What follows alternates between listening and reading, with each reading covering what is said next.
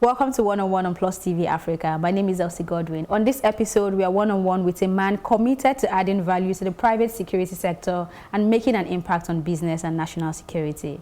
The Managing Director and Chief Executive Officer of Tourette International Services, Mr. Dayo Obatola. Thank you for your time, Mr. Obatola. Thank you. All right, so your line of business is regulated by the Nigeria Security and Civil Defense Corps to assist in securing the societal and economic activities. How effective has your company assisted this NSCDC to be able to secure lives? Okay, thank you. Thank you for having me. I think, before I answer your question, one of the major problems of insecurity in Nigeria is unemployment. And so as a company, we have registered with the Federal Ministry of Labor. We have a recruiter's license to recruit people both in security, telecommunication, banking, security, telecommunication, and banking. However, to answer your question, in securing the populace of people, generally, we have running contracts spanning across 13 states. So within our own little sphere, we have tried as much as possible to provide adequate security. Most of our locations are very sensitive. Securing depots and terminals and some national assets. So it's very important that we pay attention to, that and, secure it properly. So how do you recruit? Now, we use various methods. We first do the local one, which is, get the board, and we have it in strategic places. We're also in relationship with some NGOs who relate with people who are who do not have jobs, and they want to train them. We also have direct referral, people calling you to say, oh, I have this person. But one of the common things among all these things is that we pay attention to the background check, and the vetting. All right, so if you do not have a proper background check, we don't go through proper vetting, you're not, employed. I mean, we've had cases where, when we first started in our teaching stage, where we didn't do proper background check and vetting, and we had guards that, boggled the place and ran away, and we couldn't find, and that prompted us to start doing proper background check. And those checks cut across submission of NIN, submission of your BVN, submission of your utility bill, and we do that every 3 months, just to make sure that we stay updated with what you're supposed to, have. Just in case you submit something in January and you move out of your house in March, come April, we'll do another fresh background check that should capture out all of those things. One of the things, again, we check during the background check is family members. We've had one case in Sokoto where a husband and wife were operating under 2 separate names. All right, so it was through background check that we found that. We've had another case somewhere in Kano where we had husband and wife and a child, working in a particular facility in Ibadan. We also had father and 2 sons. So the background check covers, all of those things, because no matter how you lie, by the time you put it to check, there will be some common thing that will link you to a particular family or a particular line. Yeah. Okay, so in doing this background check, you've mentioned something that could cover the social security check. You've mentioned family check. Do you do anything in the line of character check? Well, not the character check thing comes to play, on the job. All right, so I'll give you an example. The security guy for my residence, during his interview, said he didn't have a family. He wasn't married and he didn't have children. And, after staying for a month and he was now maxed out on the job, he comes to say he needs off. And we're like, off to go to where? And he has forgotten. So he said, that he has 2 children in K2 that he wants to go and visit. So those character checks comes, to play, on the job. We've also had a case again in Lekki where a guard said, he had been sent out of his house and he doesn't have a house and everything. And so we posted him to a residence where he would stay 24 hours, and then he doesn't need to have a house. And then he comes to now say, oh, that his son is critically ill in the village, and then he needs to go. But then he used to go with his wife from Lagos, and I'm like, okay, so where is the wife staying? But you say you don't have a house, they sent you. So character check, even not just from the operative side, but from people in the office, comes to play while on the job.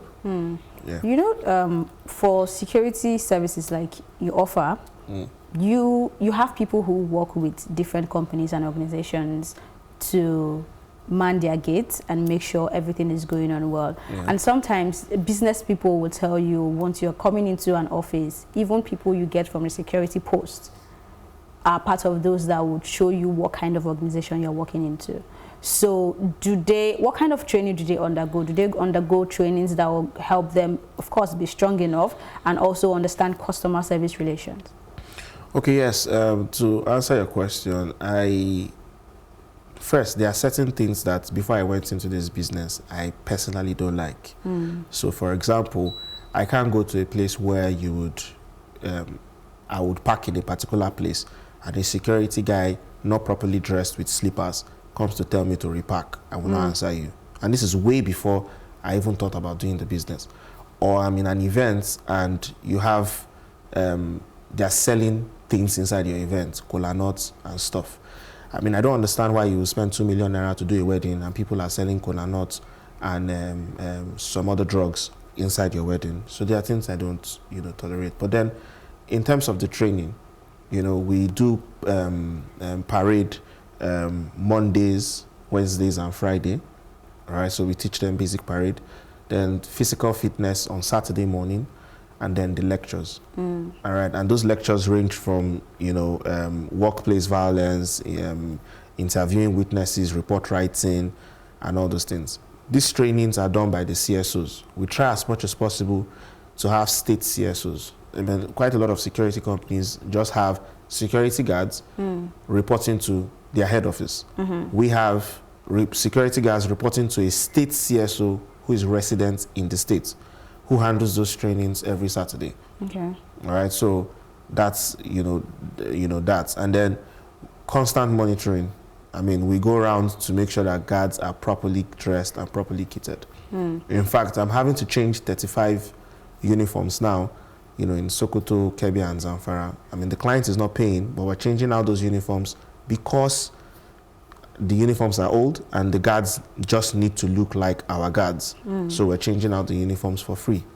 All right, let's go on a quick break. But when we come back, as a security person, he'll be touching on this issue of security in Nigeria. We'll be right back. Welcome back. So before we went on that break, I mentioned that I would love you to touch on the security issues in Nigeria.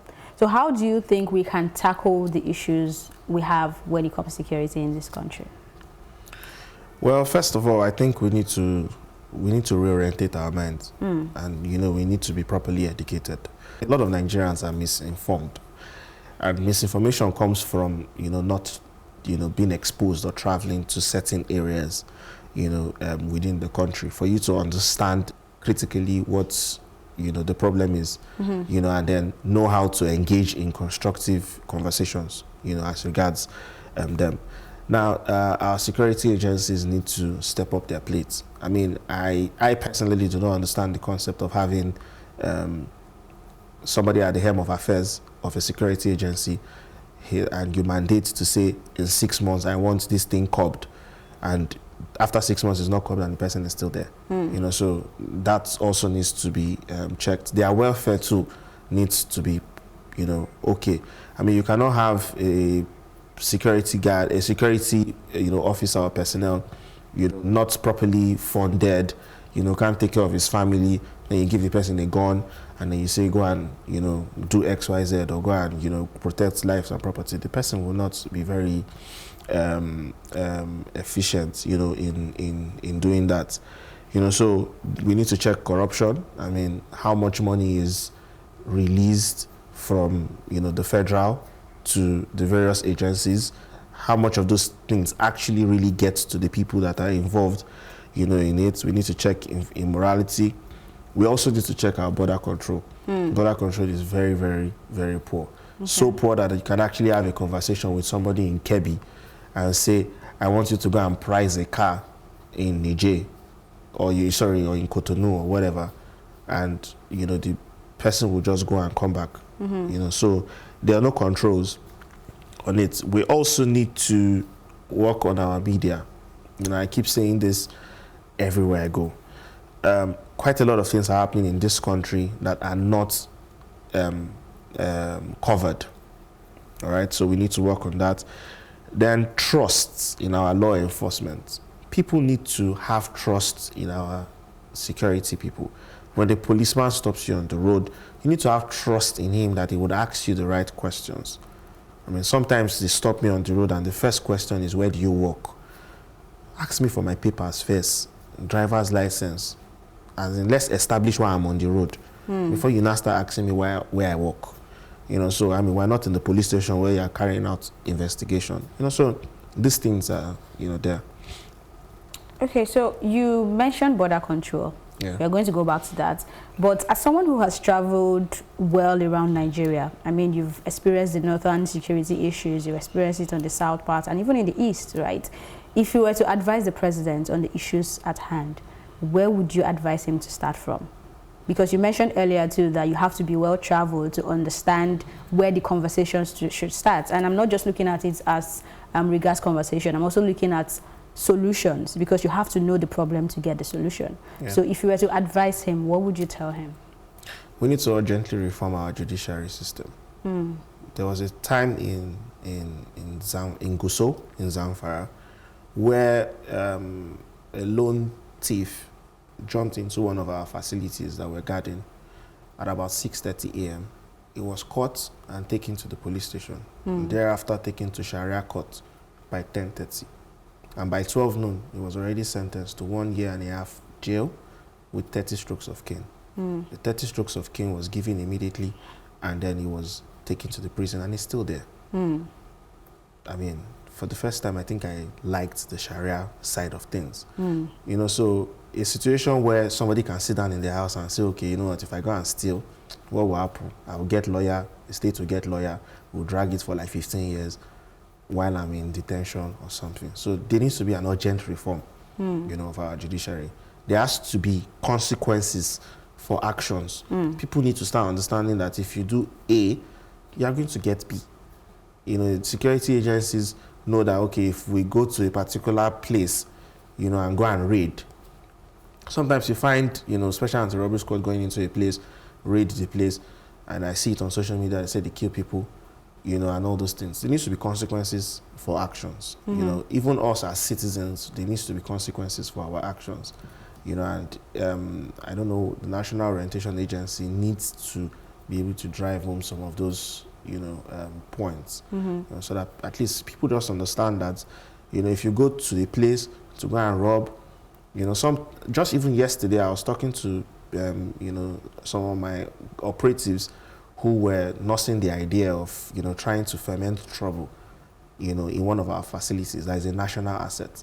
And I said to them, I'm not going to beg you not to ferment the trouble. In fact, I would encourage you to ferment the trouble, because it's going to be termed as economic sabotage. And if you go and read what economic sabotage says in Nigerian law, then you understand the particular punishment that has been, stated for that. So it's all about consequences for action. Everybody in Nigeria is a king. You stop somebody on the road, the person knows somebody that would bail the person. So everybody just seems to, living in a lawless place. So if I'm getting you right, you advise him to start from reforming the judiciary system? Yes, and the consequences, there has to be consequences for actions, yes.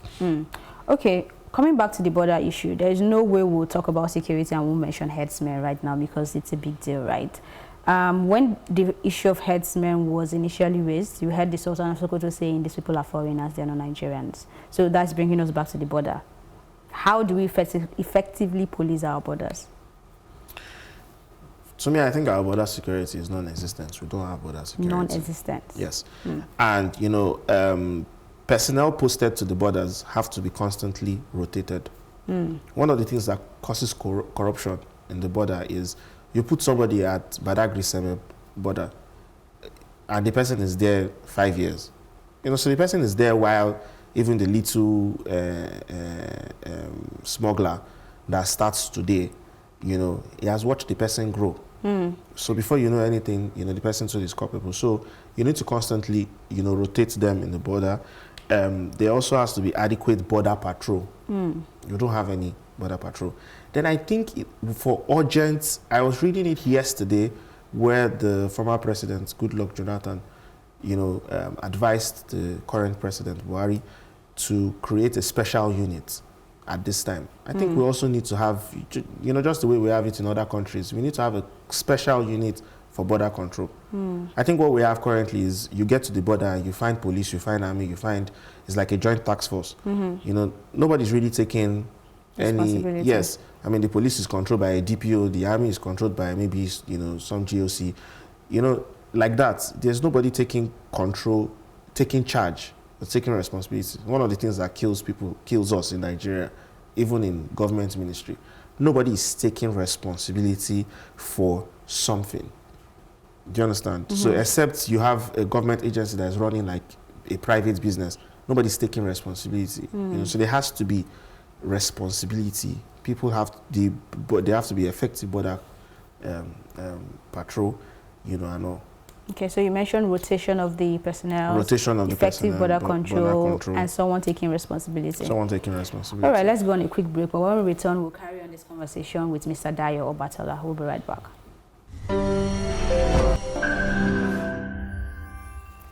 Welcome back. We're still chatting with Mr. Dayo Obatola. He's the MD of Torres International Securities. Okay, while we're talking about the borders, let's move a bit to the case of policemen in Nigeria.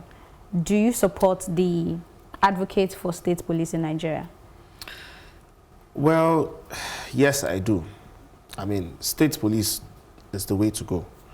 But then we need to understand clearly the advantages and disadvantages of state police. Okay, let's start from the advantages. Now, the advantage of state police is if you have a governor at the time that is so particular about security, that you can be sure that the men are going to get nice uniforms, proper kits, cars, security will be CCTV and everything. But then if you have a governor who is not paying attention to security, just like our roads sometimes, you would have security at that time, for 4 years, messed up.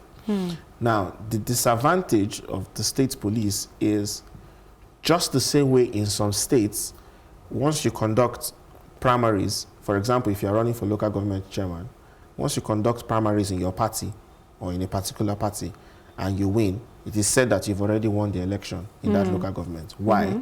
Because the government of the day is the same government that appoints the chairman of the State Independent Electoral Commission. In the same vein, I want to believe that with state police, it will be the state governor too to, name who will be the state commissioner of police. Right? Good. So you imagine a governor, and sometimes in some states, both the governor, the state police commissioner, and the state independent electoral commissioner reports to some form of godfather. All right? What you would find is one man cannot decide the fate of the states. Part of the controls we're having today in some states, why you see that some terrible things don't sail through or don't work, is because while the governor can be in sync with his godfather, the commissioner of police is still receiving instructions from the federal. So you still see that the current police structure is helping that state. But in a situation where both the state police structure, the state electoral, commission, and everything reports and resides in the states, then there's a problem. But state police is the way to go because it's clear that, managing police from the federal point is not really, beginning to be effective. Because, the guy who is you find in a state, commissioner of police, there's a commissioner of police conference, I think they do that on Fridays or so. You find DPOs going for it. So you find the commissioner of police knowing the DPOs, but the DPOs might never go for any conference that has to do with the IG, because that's way, way, way, way, way up. So state police is the way to go. But we just need to, in Nigeria now, we have to, when you say something, you have to think it well and come up with the stuff. Not just saying, you know, let's go state Probably police. having a bylaw that can still check them when the time is I mean, there. I think there was an act of parliament recently, you know, on the Police Service Commission or Police Service Act, I can't really remember, you know, where there's going to be a separate commission. But that's not on state police, that's on the federal. There's going to be a separate commission where people can report police excesses to, and then they can investigate, you know, it. Those kind of things would, you know, help. But yes, state police is the way to go. All right. While we hope that our government will get it right with security, how would you advise individuals to protect themselves? Stop posting things that do not require you to post on social media.